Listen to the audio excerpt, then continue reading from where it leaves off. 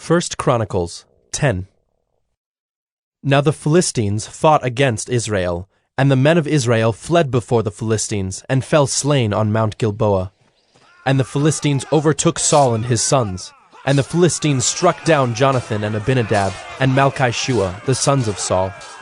The battle pressed hard against Saul, and the archers found him, and he was wounded by the archers. Then Saul said to his armor-bearer, "Draw your sword, and thrust me through with it, lest these uncircumcised come and mistreat me." But his armor-bearer would not, for he feared greatly. Therefore Saul took his own sword, and fell upon it. And when his armor-bearer saw that Saul was dead, he also fell upon his sword, and died. Thus Saul died, he and his 3 sons, and all his house died together. And when all the men of Israel who were in the valley saw that the army had fled, and that Saul and his sons were dead, they abandoned their cities and fled, and the Philistines came and lived in them. The next day, when the Philistines came to strip the slain, they found Saul and his sons fallen on Mount Gilboa.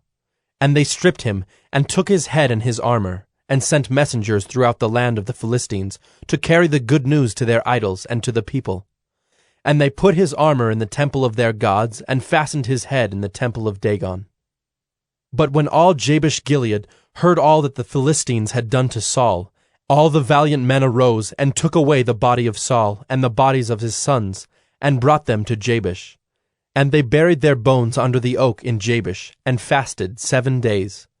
So Saul died for his breach of faith. He broke faith with the Lord, in that he did not keep the command of the Lord, and also consulted a medium seeking guidance. He did not seek guidance from the Lord. Therefore the Lord put him to death, and turned the kingdom over to David, the son of Jesse.